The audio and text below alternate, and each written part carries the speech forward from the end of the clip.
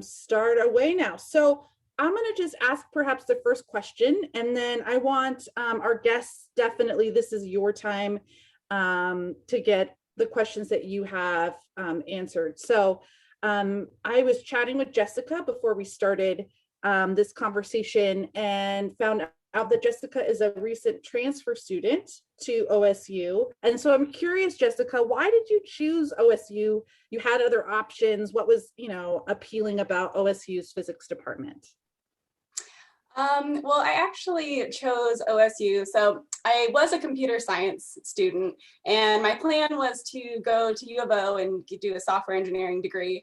But then I got really interested in the robotics program at OSU. And so I made the switch over there.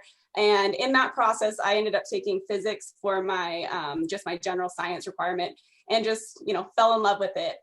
So I, ended up at OSU as a physics major, and honestly, I love the department. Like, it's very inclusive, the teachers are great, and it's been a really good experience all around. I was worried making the switch from a community college because, you always hear, the university is giant classrooms, and, you don't get any time with the teacher, just pay a lot of money for, not the same experience, like small classroom experience you get at a community college. But anyways, when I got here, it's like, that wasn't the case at all. I had, smaller class sizes. All the teachers really cared about my learning and were very available. And just like the general student population, the community is great. It's very, feels like home. Is it a big department? Maybe Henri or David, you could talk to the size of the physics department. Like, what's the day-to-day life like, do you think, for the students? Well, maybe before we go there, Jessica, can you tell a little bit about what your experiences are in the junior year in the Paradigms program? Oh, yeah. So Paradigms, it is kind of like the meat of like our classes. So yeah, in the Paradigms, they're very intense, but it's done in a way that, it's manageable, and you definitely form like a more close-knit community with your classmates, because they're like, all of the work is designed for you to work together, because that's what you're going to be doing throughout your career, and everything is working with other people. So they definitely make sure that you build those skills. But yeah, it was a great experience. The Paradigms, you definitely learn a lot. Like, you work hard, but I mean, that's part of the reason, at least for me and most people I know, it's like why we like physics. It's a challenge. You grow as a person and grow in knowledge, so it was really good, but it's tough. So to answer Gab's question about the size, we have about 20 faculty, including professors and instructors. And in terms of students, we have about 30 or 40 physics majors in each year, so about 150 total. And so since Jessica came with her first 2 years already done at the community college, she joined in the third and fourth years. And those classes she's taking are designed primarily and almost exclusively for physics majors, so they are small. They're about 30 or 40 students. If you come as a freshman or a sophomore and are still taking introductory physics, chemistry, and mathematics, the courses will be bigger. Some of them can be up to 200 people. And so that's where you will have bigger classes. So in the first year, we actually purposefully have a orientation course for the physics majors. So you'll have one course, it's just one credit course in the first year to kind of help you know more about the physics department. So it's not content so much as orientation. And that'll have just the 40 students assigned as physics majors. So that's about the size of our department. So it's it's not as big as, for example, engineering departments, but it's pretty good size. And we have enough students that there's kind of a good, healthy cohort of students, as Jessica says, that work together in a lot of the classes. So once you start the second year, the junior year, then the classes are kind of just the physics majors mostly. And it's the same, you basically the last 2 years take the same courses with the same students. So you see the same people every day, for better or for worse. David, would you mind elaborating a little bit on the paradigms courses now, just because it sounds hard, but I want to know what it is. Yeah. So most physics majors around the country are pretty much the same, in the sense that in the first year or two, you take calculus, introductory physics, and maybe chemistry, and then a few other electives and whatever your general education are. And then once you get to the upper level, for us, that's the third and fourth year, then the courses are specialized in physics. And typically people take a set of courses covering the major topics like electricity, magnetism, mechanics, quantum mechanics, thermodynamics. And most people, for instance, when I went to school, I just took a course in each of those things. But we've tried to blend them together, and we called them the paradigms, because we come up with these paradigms, these examples of things that actually cross boundaries. So for example, we have some courses that aren't just mechanics. It includes some mechanics and some electricity together to show the similarities. So in the end, you learn the same topics, you have the same textbooks, but use them all at once instead of separately. And so we call that the paradigms courses. And it's no harder than it is anywhere else. In fact, we designed it to be somewhat easier, so you wouldn't step in essentially at the fourth year level and take some courses, kind of try to smooth it out a bit. So whether it's considered hard or not depends on your perspective. Yeah, I would say, to add to it, it's different. And you start earlier to think like a physicist. I think that's the word people like to use there. So how are things connected? Why do you do things? And how can you explain things? Thinking about all the different aspects of physics. So in the beginning of the paradigms, you get several things together, and that's the fire hose effect, that you get so many different things you want to all incorporate. But you keep working in it, and it really makes sense how it all works together. For a lot of our majors, when we heard them later in graduate school, they say, I already had the experience as an undergrad, which now students are getting in graduate school by combining this, by putting this together. And that's the big difference in what we're doing. But it's intense, particularly in the beginning, because you learn a lot of, it's like going to a different country. You have to learn all the language at once. And so in the beginning, you have to learn more things, but you get used to it, and people are there to help you. You're not by yourself. I think that's a very key element there. I said the word hard just because that's what it often will sound like, but in reality, there's such a strong community in the physics department that people are able to rely on each other, study together. There's space. I know, Jessica, can maybe you talk a little bit about this, the clubs in the physics department? I know that there's a space specifically for physics students to come together and study together. Yeah, so there's a couple spaces. One of them is on the third floor, 304F, where everybody, I guess it's not technically a club room, but just a general study room where everybody kind of goes after class to discuss and everything. And then there's also on the same floor, two more rooms. One, I don't think it has a name, but another one's called the Event Horizon room, that are adjacent to each other. And there's the Society of Physics Students and Phys are the two that come to mind. And I mean, anybody can use the room. You know, everybody, usually when we're in person, you know, everybody kind of just congregates there throughout the day, so we can hang out and, you know, yeah, talk about physics, but also just kind of decompress too.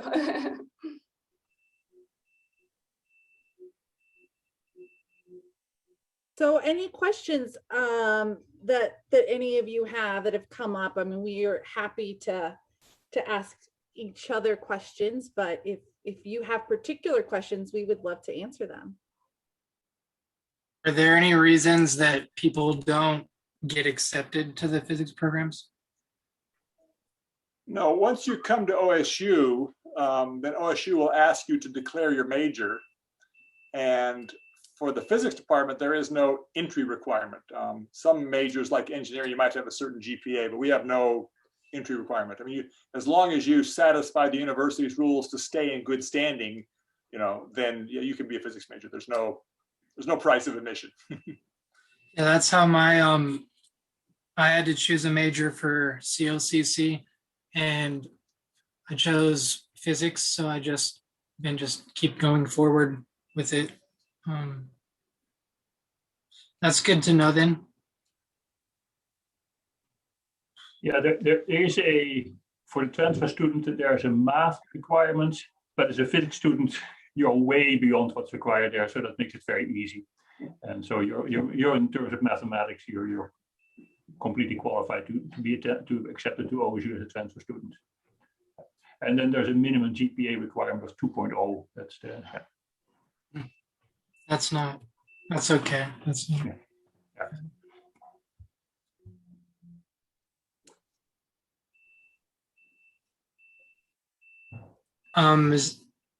Is there someone that I could keep in touch with then?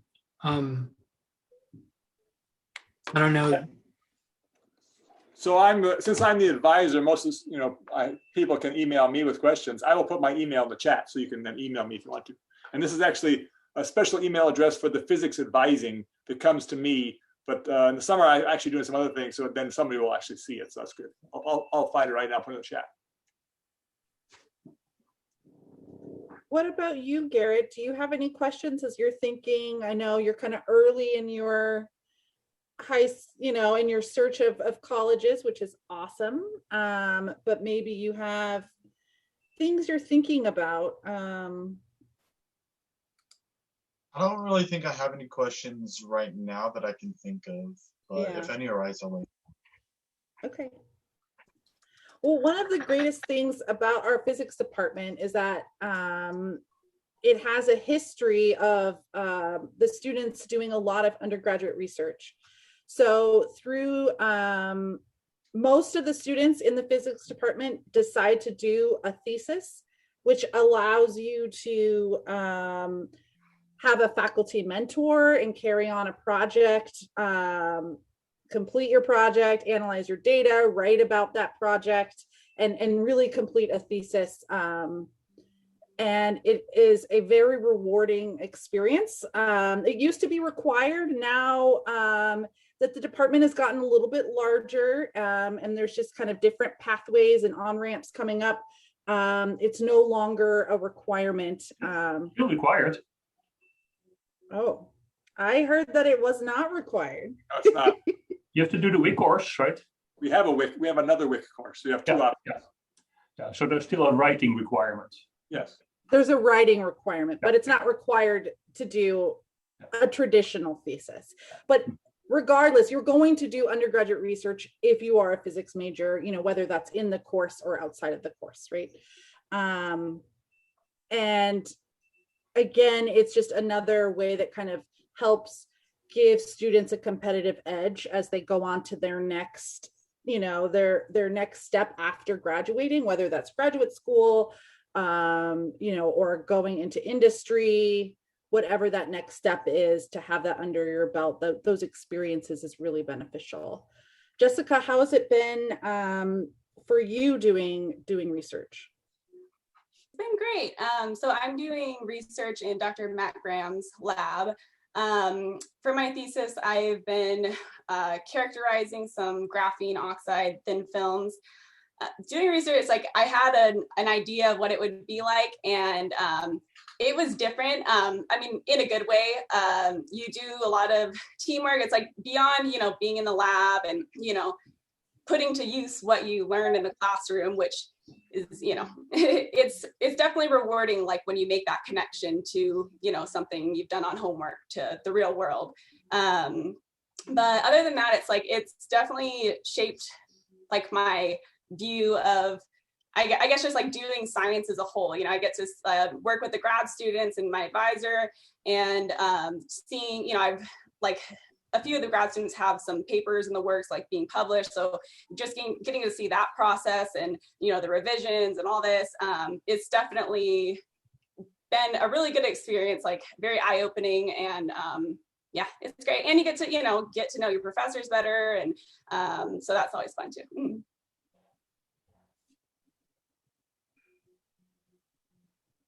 I have another question.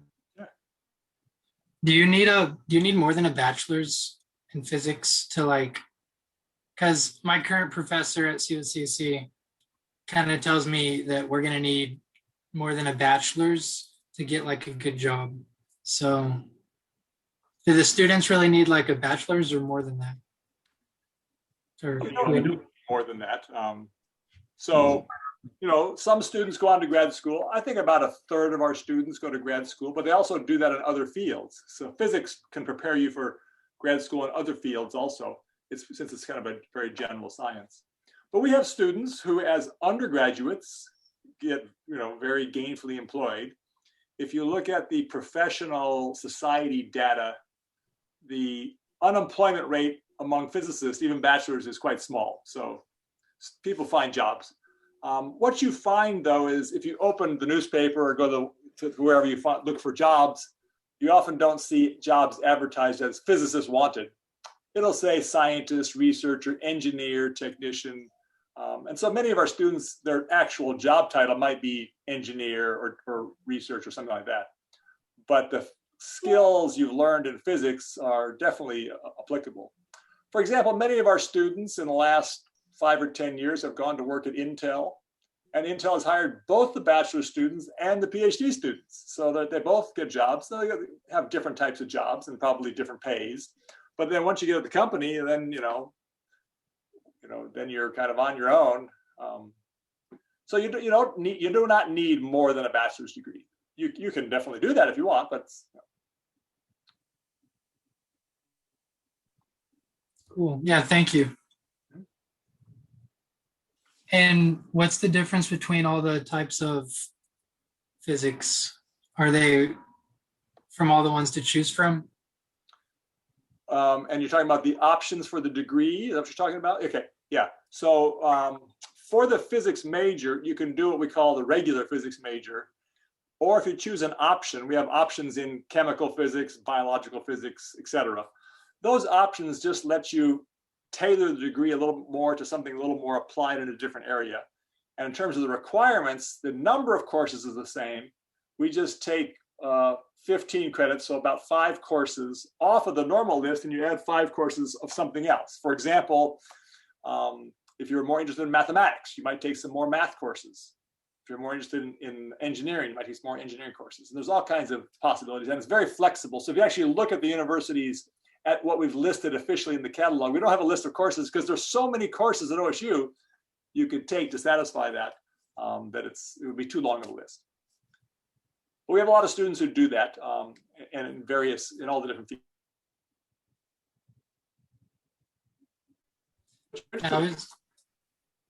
If you decide to do a second major or another minor, then you can actually combine the two. So for example, if you did a double major in physics and mathematics, then on the physics side, you could choose the mathematical physics option, which requires 15 credits of math type things. Well, you can use the same 15 credits that you already have on the math side for the physics also. So that makes a double major a little easier, or a minor.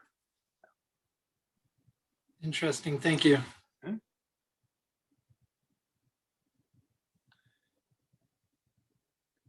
If you decide to do something like that, if you choose the option, the courses are no different until about the middle of the 3rd year. So at the beginning, it's all the same. So the normal progression of classes for the physics majors, the first 2 years are the introductory courses that are pretty common everywhere. Introductory calculus, introductory physics, and some chemistry, and then some other general electives. And then the last 2 years of the more specialized things that I mentioned, you're taking courses with just the physics majors. So for example, Jessica did all the other courses at the community college, and they're pretty much the same. If you go to a community college in Oregon, most of the course numbers are actually the same. And so it makes it pretty easy to kind of jump in at different points. In those first 2 years, those courses you're taking, introductory courses, are the same ones that all the other scientists and engineers are taking. That's why they're so big. But it also means that they're all usually offered every term. So you can adjust your schedule as you need to get done with those first 2 years. The last 2 years, because it's just the physics majors, we only teach the courses once a year in those terms. So you lose a little flexibility, but it's usually not a problem. Just a quick question, Jans. Did you take the whole sequence, physics sequence in CUCC to 11, 12, and 13?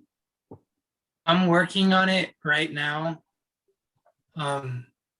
I'm taking all my chemistry, physics. I'm doing the 2 years of math, the 253, 54, 55, and then the other stuff. And for some reason at COCC, I have to be working on Associate of Art. So I decided to take French and do that as my all that stuff. So you're doing AAOT? Yep. Yeah, that makes it actually much easier to transfer in all your back core courses, because the AAOT, then you don't do it course by course, you do it as a package. And so there's an advantage of doing the AAOT. Yeah, I was asking about the physics sequence because I think CSUC is one of the community colleges where they flop 212 and 213. Yep. Yeah. Yep. That's going good. Yeah. That's great. I know Jessica has to leave in just a few minutes. Are there any kind of student perspective questions that anyone is thinking about?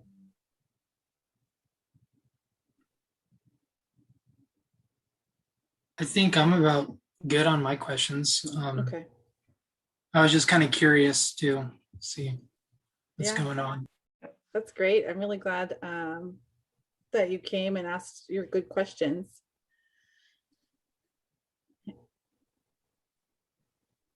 So I'll also put in the department website. You may have already seen it, but I'll put it in the chat.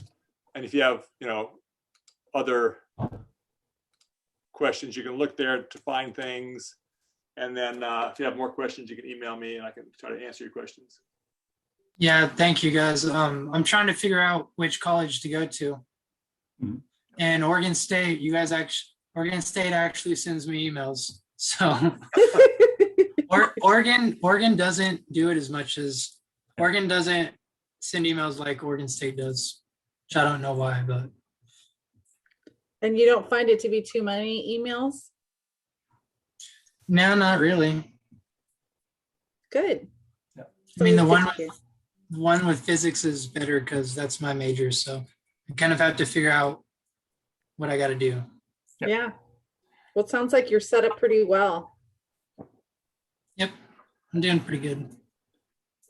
And I also threw my email in the chat, so you can also send me any questions you have. So just let us know. It's where we can help you. Yeah. Awesome. And the same for you, Garrett. Yeah. Yeah. Yeah, I really like the I'm interested in the optical and the computational physics. I think those two sound cool. That's Good awesome. choice, because you have an optical and a computational person here. Yeah. Well, yeah. I mean, I was curious about particle physics too, but it seems like that's more Oregon University. They got a bunch of particle physics. More particles there, yeah. Mm-hmm. All right. Well, yeah, thank you so much. If I'm happy, we're happy to stick around, but it sounds like we've covered most of our bases. Unless Garrett, you have any more questions or anything, no stress or pressure on that. Garrett will keep you in the loop on future events and opportunities, and hopefully you can come by for a visit at some point. Looks like we'll be back on campus this fall, so we'd love to see you. All right. Thank you so much. Thank you. Thank everyone here for showing up. All right. Have a good day. Have a good day, everyone. Yeah. Thank you.